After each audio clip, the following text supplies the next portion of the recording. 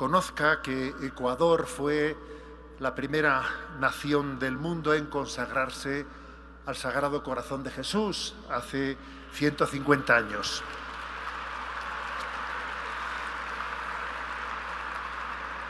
Y no solo eso, sino un dato más.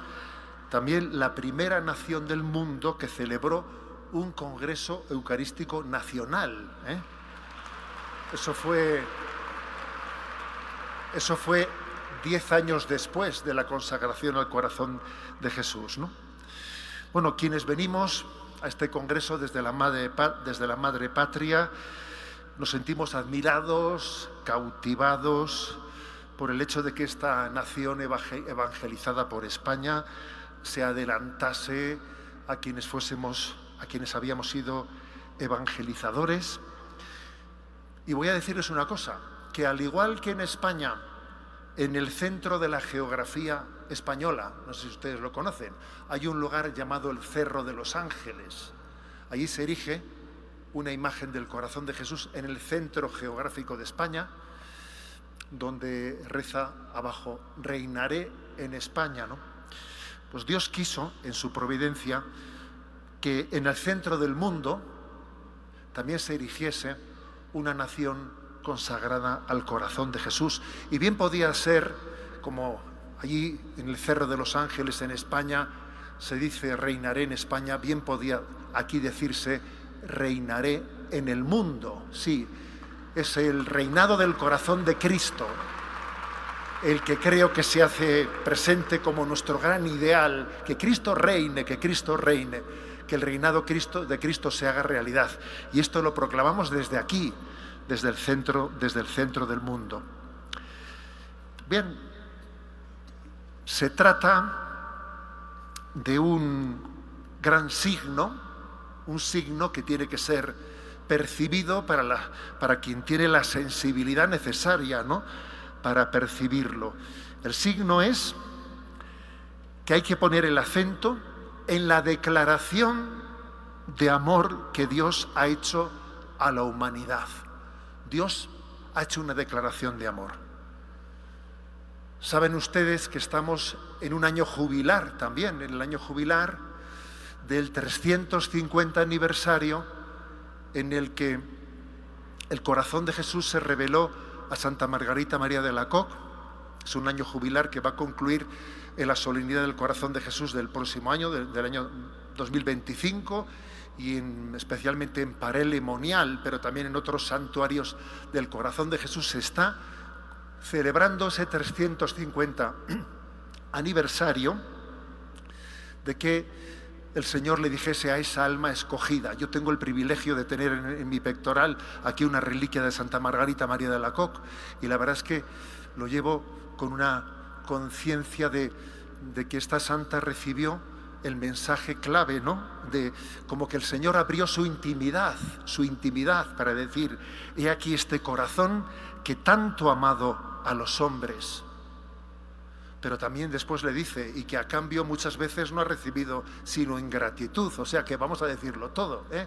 Es una gran declaración de amor, pero al mismo tiempo es un drama que Dios no se ha correspondido, que Dios no se ha amado, que Dios te esté diciendo te quiero, y que nosotros a veces respondamos con indiferencia. Es algo, así es Dios, así se ha expuesto.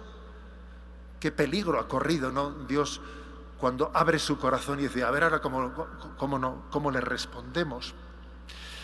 Pues bien, este es el gran signo. El signo del corazón de Jesús es: existimos porque somos amados. No existimos por una evolución ciega, no. Con perdón de Descartes. Soy amado, luego existo. A ver, eso es lo que configura nuestra vida.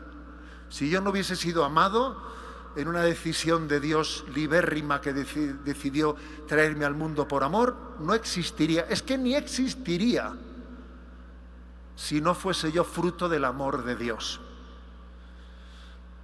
Bueno, esto es un anuncio tan importante, que determina muchas cosas. Determina la autoestima del ser humano.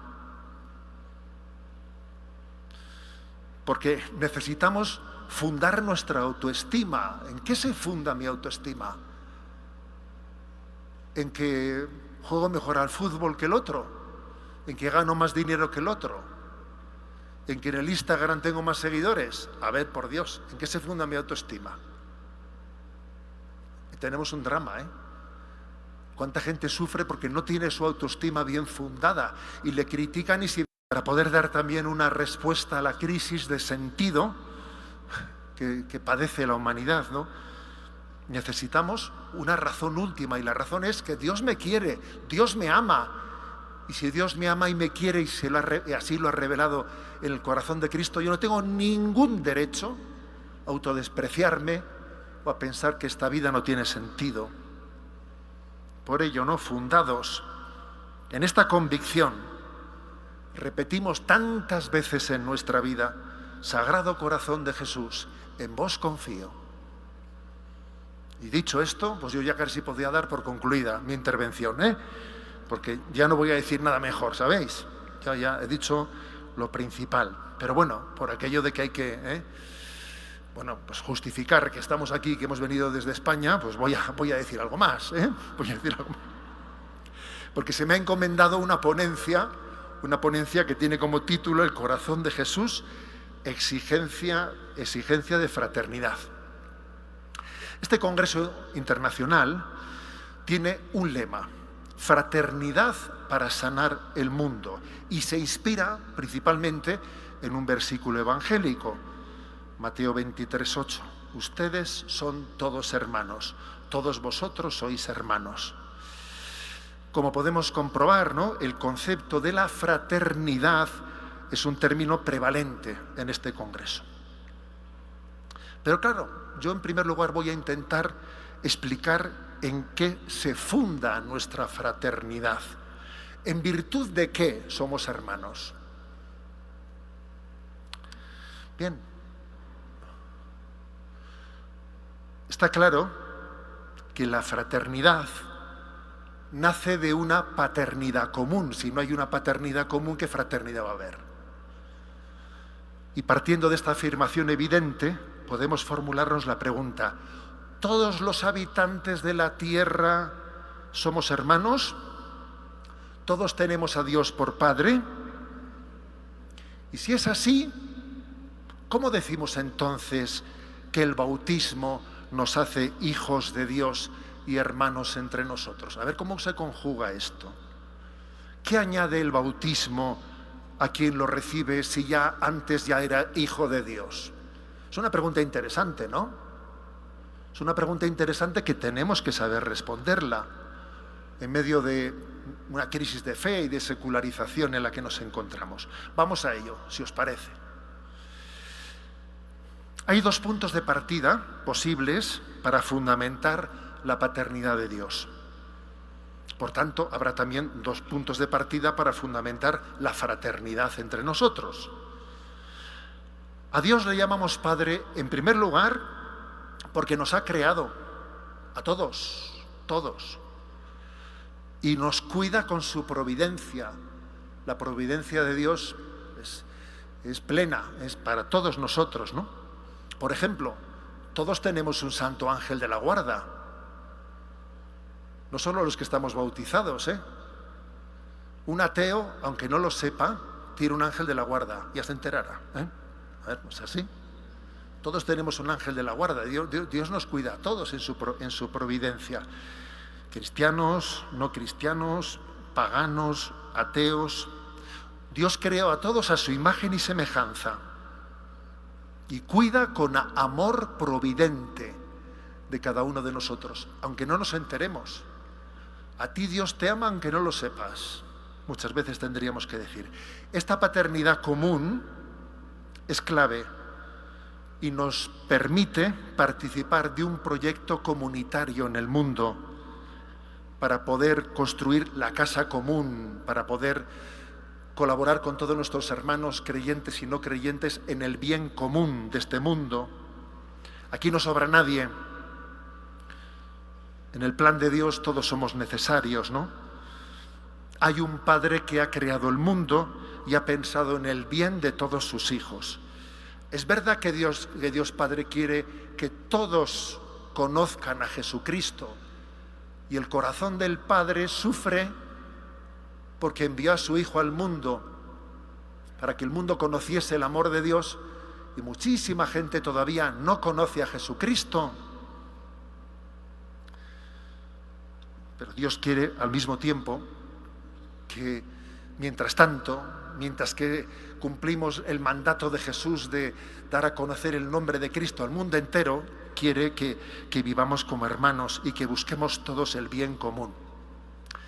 Y bueno, es esperanzador, ¿no?, comprobar cómo podemos colaborar con gentes de otros credos, incluso no creyentes, en causas comunes muy importantes. Por ejemplo, pues podemos también colaborar con personas de otros credos, o incluso con no creyentes, para luchar por la defensa de la dignidad de la vida, desde la concepción hasta su muerte natural, la defensa de la familia, de la patria potestad de los padres, la libertad de enseñanza y muchas causas que en el fondo son de ley natural, ¿no? Esto lo vemos, ¿no? O sea, es decir, existe una fraternidad creacional, porque todos hemos sido creados por el mismo Dios. Por la creación hay una fraternidad entre todos nosotros. Tenemos el mismo Padre Creador. Ahora bien, fijémonos bien, porque hay otro nivel muy superior a la hora de hablar de la fraternidad y de la paternidad. Estoy hablando de un nivel sobrenatural, que es el de la paternidad de Dios que se nos ofrece por la gracia redentora de Jesucristo, que eso ya va mucho más allá que la creación. Dios Padre envió al mundo a su Hijo para redimirnos del pecado. Jesús nos rescató al precio de su sangre derramada para obtener el perdón de los pecados. Y nuestra fe confiesa que su redención no se limitó a perdonar nuestros pecados, sino que en el colmo de su misericordia nos elevó a la condición de hijos, en un sentido muy superior al que teníamos por la creación.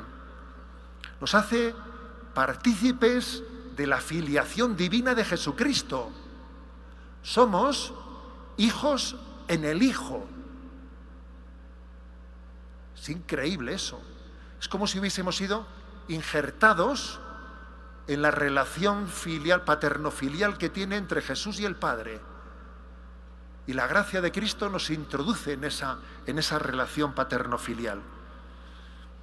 Y cuando confesamos, por lo tanto, que el bautismo nos hace hijos de Dios, no nos referimos meramente a esa creación del mundo, ¿no?, que es común con toda la humanidad.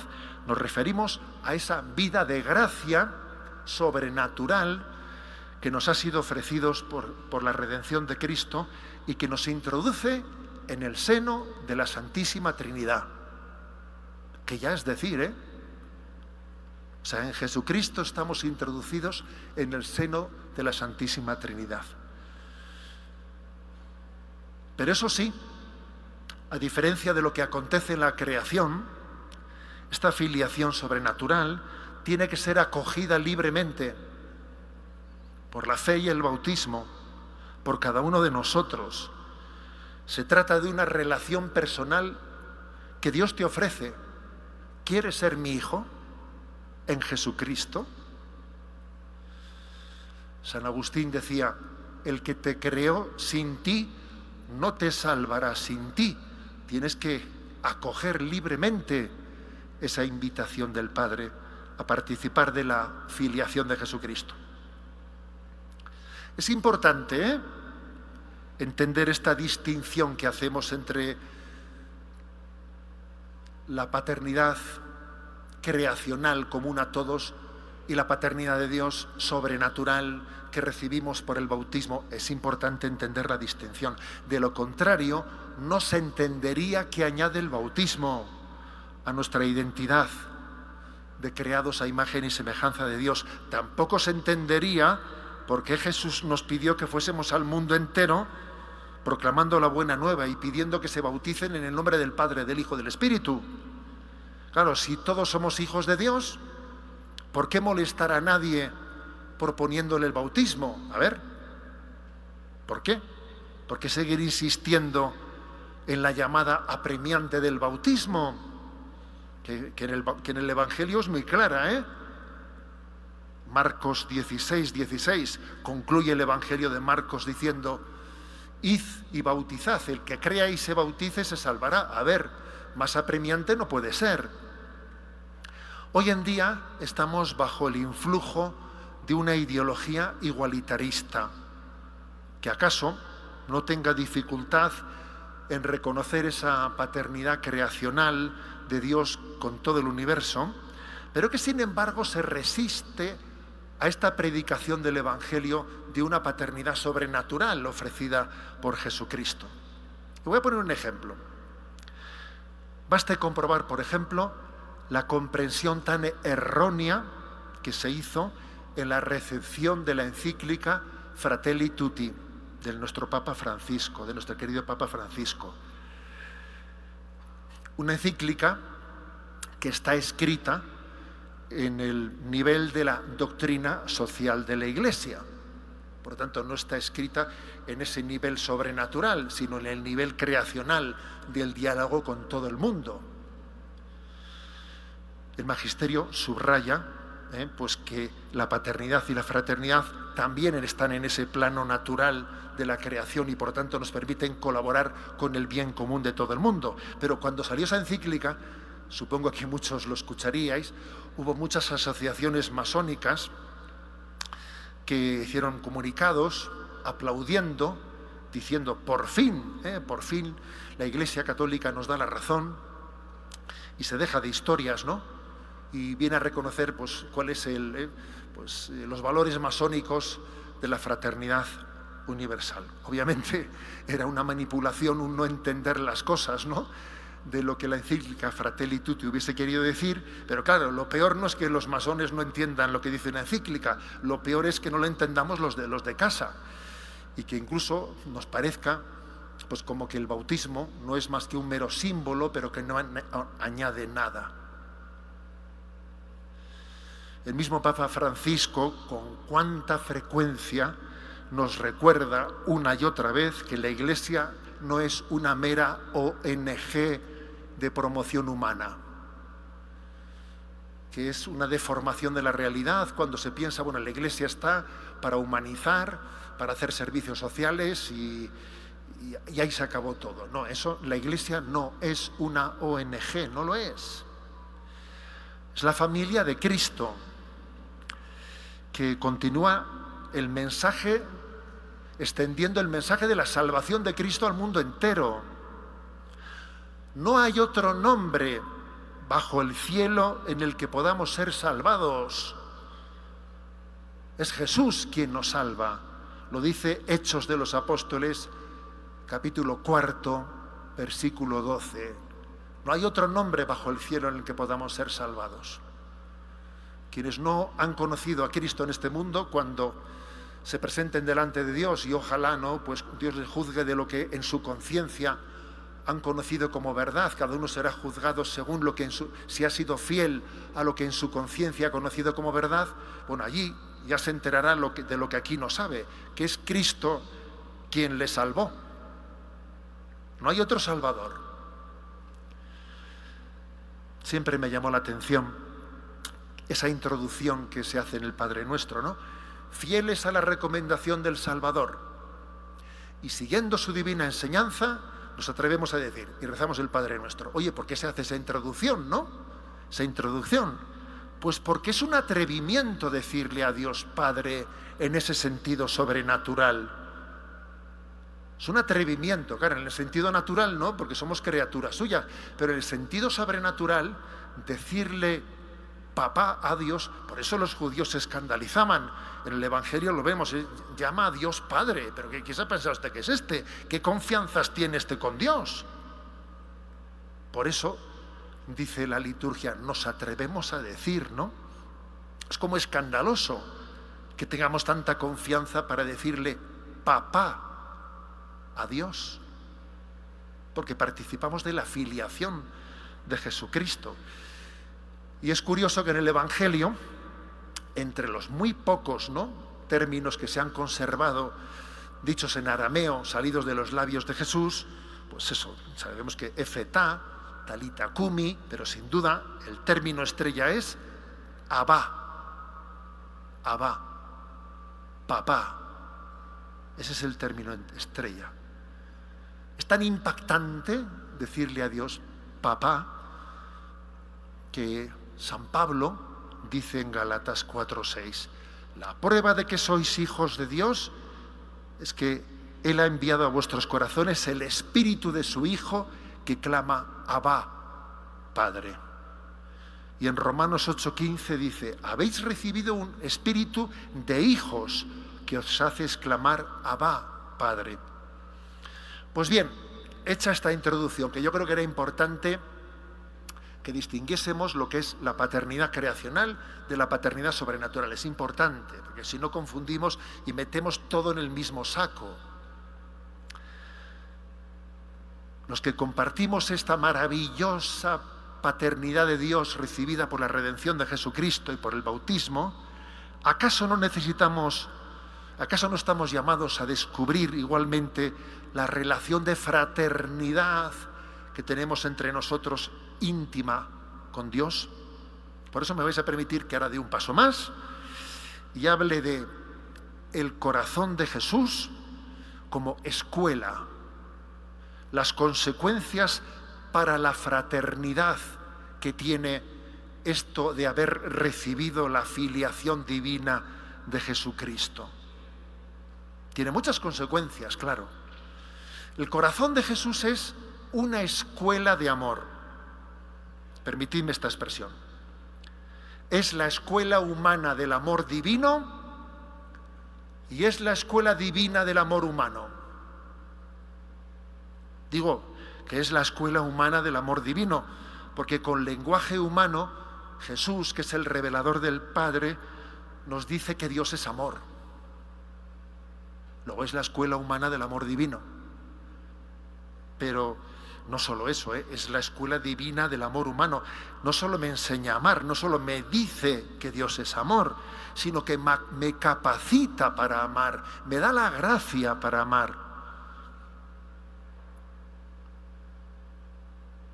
No olvidemos que la fe católica, sobre el pecado original y sobre las consecuencias derivadas de ese pecado y de nuestros pecados personales y de los pecados estructurales de toda la humanidad, pues nos dicen que se ha debilitado mucho la capacidad de amar del hombre. Está muy debilitada esa capacidad.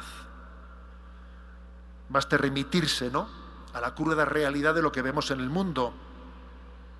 En el mundo, claro que hay muchas cosas buenas, pero es que también, ojo, hacemos el listado de tanta muestra de maldad que existe y uno se queda pálido, ¿no?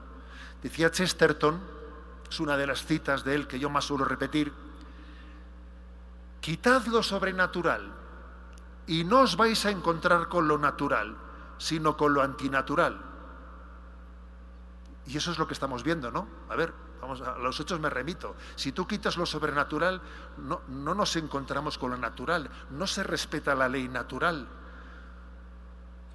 Vivimos antinaturalmente. Se dice que el aborto es un derecho. Matar a un niño en el seno materno es un derecho. Eso es antinatural. Y podemos poner muchos ejemplos más. Esta es la frase de Chesterton, Quitad lo sobrenatural y no os vais a encontrar con lo natural, sino con lo antinatural. Porque es que necesitamos de Cristo para amar. Sin Jesucristo no sabemos amar. Decía George Bernanos, ¿no? Decía, en el mundo de hoy solo hay una desgracia, no amar lo suficiente. Kiko Argüello decía, solo sufrimos por una cosa, porque no somos capaces de amar como Cristo crucificado. Entonces Jesucristo, el corazón de Jesús ha venido para enseñarnos a amar. ¿Podríamos acaso cumplir el mandamiento de amarnos unos a otros como Jesús nos ha amado? O incluso el mandamiento de amar al prójimo como a ti mismo sin la gracia de Jesucristo? Imposible. Estamos debilitados por el pecado. No somos capaces de amar. Necesitamos del corazón de Jesús como escuela de amor. Sin el amor infinito de Dios que funda la fraternidad evangélica, no hay esa esperanza. Sin la gracia de Cristo resulta imposible sanar las heridas afectivas que caracterizan el tiempo presente y que tanto nos hacen sufrir. Por ejemplo, el narcisismo. ¿Cuánto nos hace sufrir el narcisismo? Por ejemplo, el pansexualismo. ¿Cuánto nos hace sufrir el sexo divorciado del amor? Por ejemplo, la desconfianza. ¿Cuánto nos hace sufrir esa especie de distancia entre nosotros? No nos fiamos unos de otros porque nos hemos fallado ya muchas veces. Todas esas heridas afectivas necesitan ser sanadas por el corazón de Cristo. ¿Quién nos enseñará a confiar, a entregarnos generosamente, a vivir en pureza, a olvidarnos de nosotros mismos y entregarnos en generosidad? ¿Quién? El corazón de Jesús que se revela en los evangelios. Y por ello, doy un paso más. Voy a hablar de 6 enseñanzas concretas que nos dan los evangelios para aprender a amar, ¿de acuerdo? Todo el evangelio es una escuela para aprender a amar. Cada vez que tú abres los evangelios, cada vez que tú vas a la iglesia y te sientas, y alguien te pregunta, ¿por qué has venido a misa? ¿Sabes qué podías responder? Para aprender a amar. Sería una buena respuesta, ¿eh? ¿Para qué leo el evangelio? ¿Para qué he ido a misa? Para aprender a amar, para recibir la gracia de saber amar. Yo he elegido 6 textos evangélicos que creo que son determinantes en el evangelio, ¿no? Para formar parte de esa escuela del corazón de Jesús. El primero, purificar el corazón. Jesús dice en los evangelios, Mateo 15:11, no es lo que entra por la boca lo que hace impuro al hombre, sino lo que sale del corazón. La pedagogía de Jesucristo se caracteriza por apostar por el cambio interior del hombre, porque tu corazón se convierta y pase a ser de egoísta a un corazón bondadoso y generoso.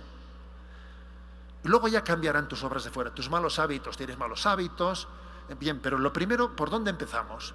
¿Empezamos de fuera adentro o de dentro a fuera? Lo de Jesucristo es muy claro. Su pedagogía es centrífuga, no es centrípeta. Es así. O sea, Jesucristo apuesta porque el corazón del hombre cambie y luego ya irán cambiando las cosas por fuera. Y más bien se enfrenta pues con los fariseos, que se piensan que por guardar las formas por fuera ya eso le hace al hombre justo. No, eso no. Tú empieza por dentro, que solamente porque por fuera seas educadito, y eso no te va a hacer un hombre santo. Por lo tanto, Jesús apuesta por la conversión del corazón, que una vez que se ha convertido, se abre a amar. Y el amor obviamente se traducirá tarde o temprano, más temprano que tarde, en las obras. Lo primero es, pues, purificar el corazón, la conversión del corazón. Amar. Es decir, se acabó con el egoísmo de mi vida, de que todo sea mí, yo, mí, me, conmigo. La conversión es un olvido de nosotros mismos, es dejar de pretender, ¿no?, ser yo el centro del universo, que es ridículo, ¿no? Yo soy el centro del universo. A ver, un giro copernicano en nuestra vida. Esto sí que es un giro copernicano. Que tu yo deje de estar en el centro del mundo. Y decir, Señor, siéntate, ahora el centro vas a ser tú. Segundo punto, clave para aprender a amar. Buscar la gloria de Dios y no la vanagloria. Claro, es que esto es muy importante, ¿eh? Es muy difícil vivir la fraternidad, aprender a amar, si uno busca la vanagloria. Claro, no sé si aquí se dice eso, pero en España se suele decir el dicho: aquí hay demasiado gallo para poco gallinero. Entonces, claro, a ver, aquí todo el mundo pretende ser el que manda, muchos jefes y pocos indios. A ver, esto no sirve. Mucho gallo y poco gallinero. Claro, esto es lo que. ¿Pero por qué pasa eso? Porque no buscamos la gloria de Dios, buscamos la vanagloria. Claro, y así es imposible amar. Porque los demás, si tú buscas la vanagloria, los demás son tus competidores. Claro, son tus competidores. Entonces, me estorbas. Quítate que me estás estorbando, me haces sombra, ¿no?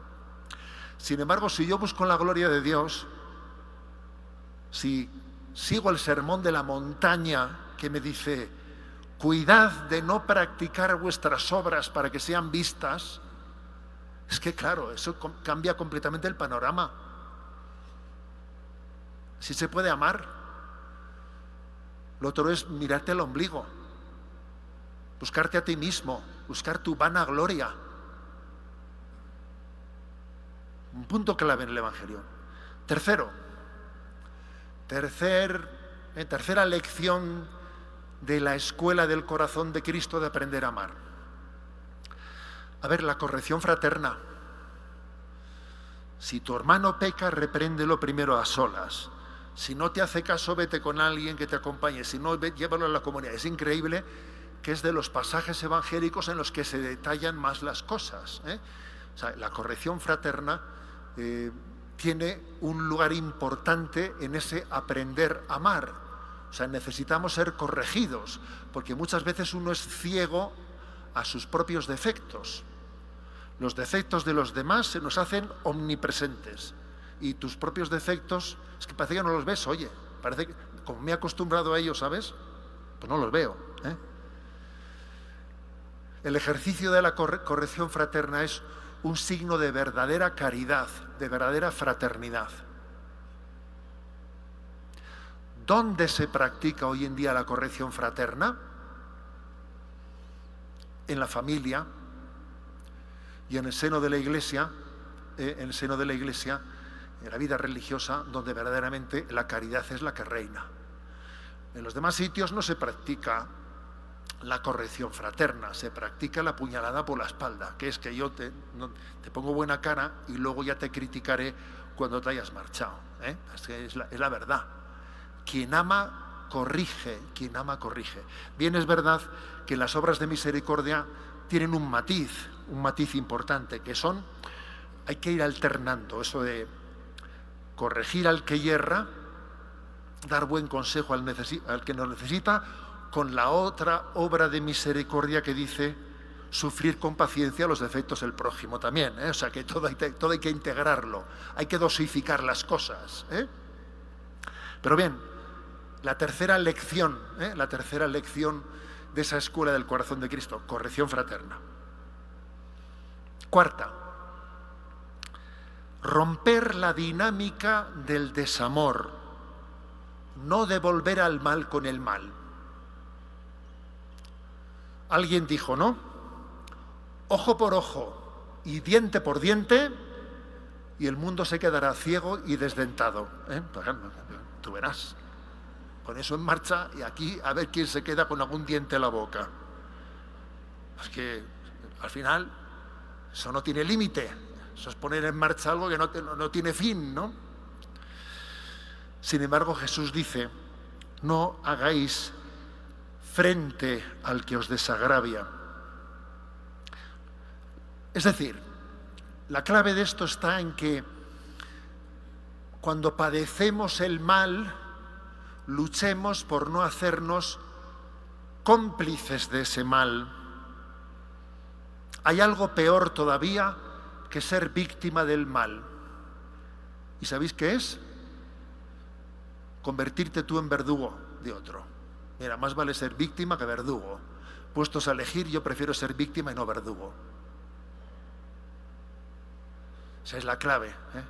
No sé si han oído ustedes ese episodio histórico, que es histórico, de que como en Auschwitz, en aquel campo de concentración, Claro, los nazis y los guardias de las SS eran muy pocos, y para poder mantener el orden en aquel campo de concentración, ¿a qué es lo que solían recurrir?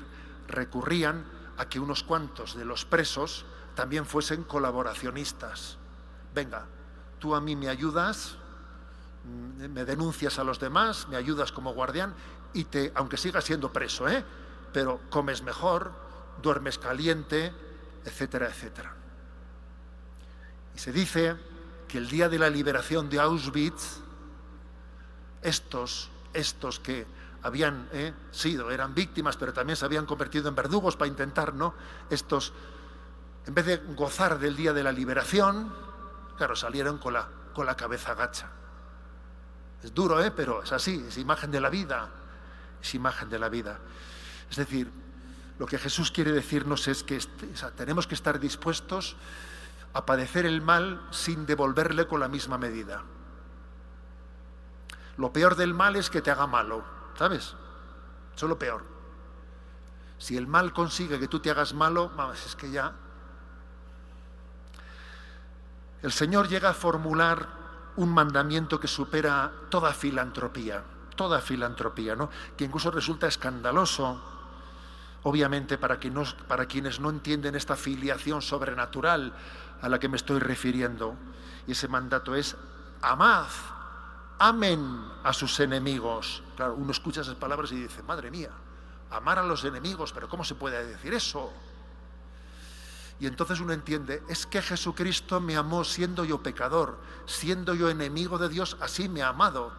En el fondo es: ama tú como yo te he amado. Claro. Así, o sea, decir ama a tus enemigos es traducido a decir: ama como yo te he amado, porque tú, siendo enemigo de Dios, has sido amado, y yo no he esperado a que tú fueses santo para amarte, te he amado siendo pecador. Eso es: amad a vuestros enemigos. Chesterton, con un poquito de ironía, decía: Jesús dijo que amemos al prójimo, y también dijo que amemos al enemigo. Probablemente lo dijo porque generalmente son los mismos, el enemigo y el prójimo. Bueno, el hombre tenía su guasa Chesterton, ¿no? Pero es que suele ser así, el enemigo suele estar muy cerca, ¿no? Pues bien, esta es la clave, ¿no? Solamente conociendo el amor de Dios a nosotros, que siendo pecadores hemos sido amados, podemos recibir esto de amad a vuestros enemigos. Si no, ¿quién recibe ese mensaje? A ver, sin participar de la redención de Jesucristo. Quinto punto, quinta lección de la escuela del corazón de Jesús. Esta igual os va a sorprender un poco, pero creo que es muy importante. No equivocarse de enemigo, la acción del maligno, del demonio. Uno de los motivos por los que nos cueste tanto cumplir el mandamiento del amor a los enemigos es porque no tenemos suficientemente en cuenta la existencia del demonio y de su acción malévola en nosotros y en el prójimo. Con frecuencia nos equivocamos de enemigo. A ver, mi enemigo es Satanás. No es este, que me está haciendo la vida imposible. Este que está al lado mío. No, este no es. Es Satanás. Dice San Pablo en la carta a los Efesios, capítulo 6, versículos del 11 al 12, ¿no? Dice: poneos las armas de Dios para poder afrontar las asechanzas del diablo. Atentos a esto, porque nuestra lucha no es contra hombres de carne y hueso, sino contra los principados y potestades, contra los dominadores de este mundo en las tinieblas, contra los espíritus malignos. No te equivoques de enemigo,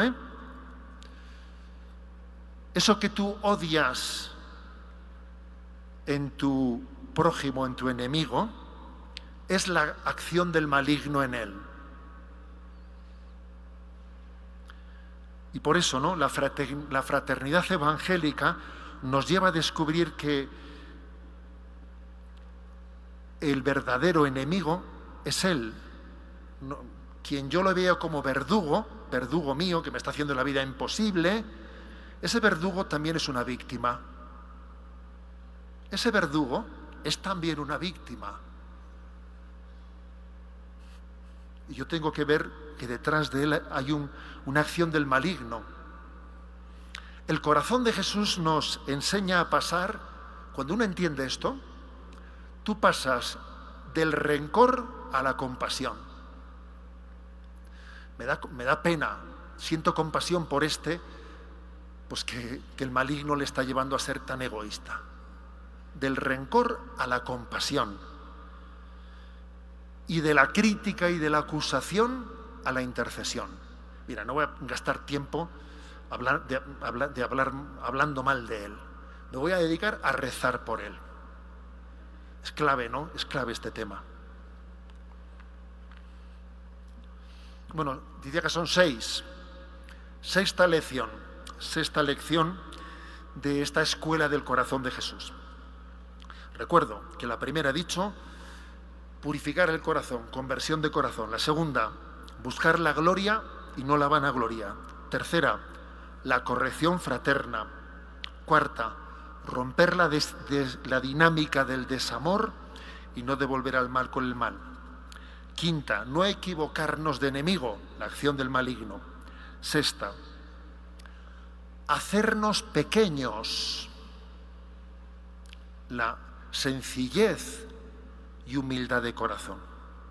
Aprended de mí, que soy manso y humilde de corazón, decía Jesús en una página impresionante, ¿no? Los corazones sencillos, humildes, se abren al amor mucho más fácilmente que los retorcidos y los complicados, mucho más fácilmente. Jesús se insiste en los evangelios. Si no se hacen como niños, no entrarán en el reino de los cielos. ¿Y qué es lo que Jesús admira en los niños?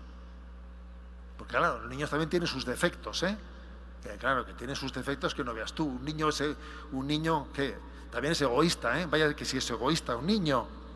Entonces, ¿qué es lo que Jesús admira de los niños? A ver, los niños se pelean con frecuencia, pero se olvidan fácilmente de ello y se perdonan y tiran para adelante.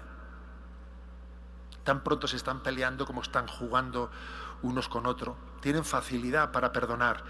¿Por qué? Pues porque confían en sus padres y como tengo una confianza en Dios, pues me olvido de armarme líos. Pues a ver, he tenido un problema con porque me ha quitado el balón, el otro me ha hecho no sé qué, pero a ver, yo confío en Dios que cuida de mí, confío en mis padres y ya está, ¿no? Y me es mucho más fácil perdonar, porque me sé querido, me sé amado. Esta es la clave, ¿no? Hacerse pequeño, hacerse sencillo. Dios es mi Padre, qué feliz soy hijo suyo, soy hijo de Dios, ¿no? Pues ya está, ¿qué más dará? Escuché en una ocasión esta expresión, ¿no? Y me acuerdo que hice una charla con este título. Es sencillo ser feliz. Lo difícil es ser sencillo, ¿eh? Claro, eso es lo complicado, ¿eh? Es lo complicado, ¿eh? Recibir el don de la sencillez de corazón, eso es lo complicado. La felicidad es sencilla, somos nosotros los que la liamos. Mira los niños como confían en su padre, pues ya está. Tú verás, ¿qué más dará?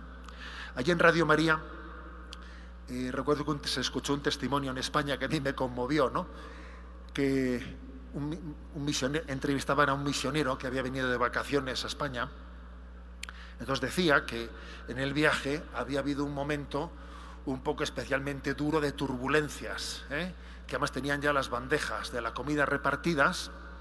Entró el avión en turbulencias y aquello empezó a temblar y saltaban las bandejas y por el micrófono, no se preocupen, no recojan nada.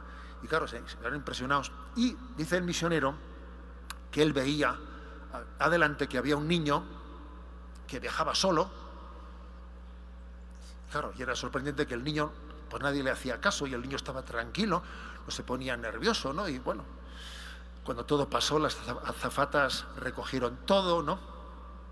Y hace que el misionero se levanta, va donde el niño y le dice: oye, qué valiente has sido, ¿no? Y va el niño y le dice: es que mi papá es el comandante, le dice. A ver, pues es que, claro, decía el niño: vamos a ver, mi papá es el comandante, estén ustedes tranquilos, ¿me explico? Estén ustedes tranquilos, no se pongan nerviosos, porque este avión lo lleva mi papá. Claro, decía el misionero en la entrevista, yo me quedé perplejo de la respuesta de ese niño, diciendo: no sé, este niño me lo ha puesto Dios para decirme esto. A ver, mi papá, yo no seré el dueño del mundo, pero bueno, soy hijo del dueño, ¿no? Que no está mal. O sea, quiere decir que estoy en sus manos, estoy en sus manos, ¿no? Por eso es clave para poder amar, tener un corazón sencillo. Es que si no lo tienes, estás siempre haciendo estrategias defensivas. ¿Qué tengo que hacer? ¿Cómo me defiendo? ¿Cómo fundo la vida? ¿Cómo hacerse como niños? Bien, son 6 textos evangélicos. Podríamos haber elegido otros muchos más, pero creo que el Evangelio es una escuela de amor. Necesitamos aprender a amar. ¿Quién nos enseñará a amar? Mira, porque otras cosas, aprender a comer, un niño sabe mamar sin que nadie le dé clase, ¿sabes? Pero con el amor no es lo mismo. Si no te enseñan a amar, confundes amar con poseer, amar con desear. Aprender a amar es todo un reto. Es todo un reto. Necesitamos de Jesucristo, del corazón de Jesús para aprender a amar. Y quiero dar un último paso, que es el corazón de Jesús y la Eucaristía. No quiero concluir sin subrayar hasta qué punto la imagen del corazón de Jesús está estrechamente ligada con la Eucaristía. Fue en la celebración de la última cena, en la que se instituyó la Eucaristía, donde el discípulo amado reclinó su cabeza en el costado de Cristo. Esto es todo un símbolo de que el corazón de Jesús nos da la Eucaristía. ¿Recordáis? Con ansia he deseado celebrar esta cena con vosotros. El corazón de Jesús nos da la Eucaristía, pero al mismo tiempo la Eucaristía nos configura con el corazón de Jesús. Son 2 movimientos simultáneos y rotativos. El corazón de Jesús, del corazón de Jesús brota la Eucaristía, y de la Eucaristía brota esa transformación de mi corazón de piedra en ese corazón semejante al de Jesús. Por ello, la comunión frecuente, bien realizada, y la adoración eucarística serán claves del milagro de la transformación interior. En la Eucaristía se produce un gran milagro en el que el pan y el vino se transforman en el cuerpo y sangre de Jesús. Benedicto XVI decía en Sacramentum Caritatis, una imagen potente, que esa transformación no está llamada a concluir en sí misma, sino que está llamada a poner en marcha una concatenación de transformaciones. Como cuando en la fusión nuclear, dice el Papa, de repente un átomo se fusiona y comienza una cadena de transformaciones. Como cuando cae una piedra en un lago que está el agua amansada y comienzan a expandirse ondas concéntricas.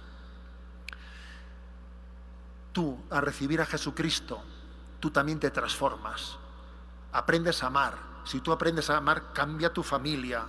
Hay una transustanciación también ahí, ¿sabes? Y cambia tu trabajo, porque antes trabajabas amargado, ahora trabajas de una manera vocacionada. Y te cambia la vida, te cambia tu trabajo, te cambia tu vivir en la parroquia, porque todo comenzó con la transformación del pan y el vino en el cuerpo y la sangre del Señor, y a sumar transformaciones. Esa es la Eucaristía. Por eso es muy importante, queridos hermanos, ¿no?, que seamos unos enamorados de la Eucaristía, porque la Eucaristía se encargará de cristificarnos. Nos eucaristizamos para cristificarnos. Ciertamente, ¿no?, el signo litúrgico eucarístico emblemático es de la fraternidad, el de darse la paz, el momento de la Eucaristía en que dice: tense la paz, daros fraternalmente la paz. Pero también es muy importante el momento último de pueden ir en paz, podéis ir en paz, porque es el momento del envío en el que, como hermanos transformados en Cristo, nos dirigimos al mundo y queremos que, siendo hermanos nuestros como son, queremos que participen de esa fraternidad, pero en un grado sobrenatural. Queremos que participen en este máximo grado de fraternidad que Cristo nos da. Concluyo acudiendo al corazón inmaculado de María, para que también ella nos enseñe a amar. De hecho, es muy frecuente que la consagración al corazón de Jesús sea precedida o acompañada con la consagración al corazón inmaculado de María, porque ella nos enseña a aprender a amar a Jesús con corazón indiviso. Le miramos a María. No ha existido en la historia un corazón humano indiviso como el de ella. Y por ello, invocamos con fe: Sagrado Corazón de Jesús, en vos confío. Dulce Corazón de María, sed la salvación mía. Muchas gracias.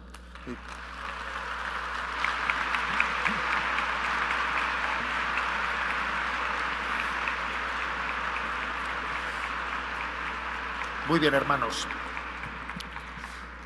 Bendito sea Dios que nos permite compartir, ¿no?, estas convicciones con las que uno mismo se encuentra con el Señor y las compartimos con los demás. Pero entonces aquí también vamos a hacer eso de que continúe la rueda, o sea, que no termine esta reflexión en lo que yo he dicho. Y vamos a hacer ahora una metodología. ¿Lo explico yo? ¿Lo explicas tú? Y la metodología es pues que yo os voy a dar un par de preguntas para la reflexión y en 10 minutos charlamos un poco entre nosotros y concluimos la reflexión, ¿de acuerdo? Es como, yo os he compartido esa convicción de los textos evangélicos que me parecen más inspiradores, ¿no?, para educarnos en la fraternidad, educarnos en el amar. Entonces, la primera pregunta, ¿no?, que yo os ofrezco es: ¿en qué pasajes del Evangelio encuentras ayuda para el amor fraterno? Que puede ser alguno de los que yo he comentado, o otros muchos más, porque tú verás, el Evangelio, todo él es una escuela, ¿no?, una escuela de amor.